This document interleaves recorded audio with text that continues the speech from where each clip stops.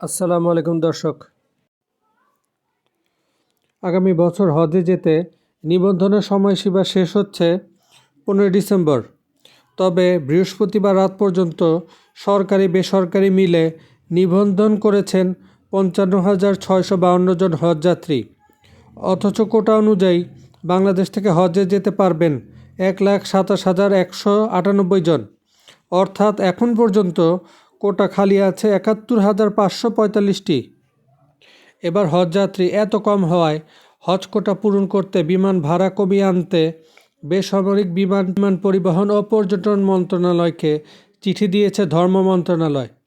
সম্প্রতি ধর্ম উপদেষ্টা ডক্টর আ.ফ.ম. খালিদ হোসেন আরও 27,820 টাকা কমিয়ে 1,40,000 টাকা বিমান ভাড়া নির্ধারণ করতে আধা সরকারি পত্র ডিও দিয়েছেন বেসরকারি বিমান পরিবহন ও পর্যটন উপদেষ্টা এ.এফ. হাসান আরিফকে। পত্রে খালিদ হোসেন বলেন, বিমান ভাড়া কমানো হলে বাংলাদেশের হজ কোটা পূরণ সহজ হবে। সৌদি সরকারের কাছে দেশের সম্মান বৃদ্ধি পাবে। বিমান বাংলাদেশ এয়ারলাইন্সও বাণিজ্যিকভাবে লাভবান হবে। এ বিষয়ে ধর্ম উপদেষ্টা বলেন, বেসামরিক বিমান পরিবহন ও পর্যটন মন্ত্রণালয় এখনও আনুষ্ঠানিকভাবে জবাব দেননি। তারপরও প্রধান উপদেষ্টাকে বিষয়টি জানানো হয়েছে। বিমান ভাড়া না কমালে আমরা প্রয়োজনে থার্ড ক্যারিয়ার ওপেন করে দিব, অর্থাৎ যে কোনো এয়ারলাইন্স হজযাত্রী পরিবহন করতে পারবে। বর্তমানে বাংলাদেশ থেকে 3টি এয়ারলাইন্স হজ ফ্লাইট পরিচালনা করে।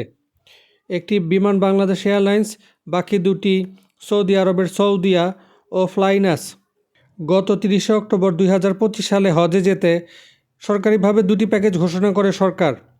একটি 4,79,242 টাকা, অন্যটি 5,75,680 টাকা। সরকারি প্যাকেজে খাবার টাকা 40,000 এবং কোরবানির জন্য 750 সৌদি রিয়াল আলাদাভাবে নিতে বলা হয়েছে হজযাত্রীদের। সরকারি প্যাকেজের সঙ্গে সমন্বয় করে বেসরকারি এজেন্সি মালিকরাও একাধিক প্যাকেজ ঘোষণা করেছেন। সাথে থাকার জন্য ধন্যবাদ দর্শক। আসসালামু আলাইকুম।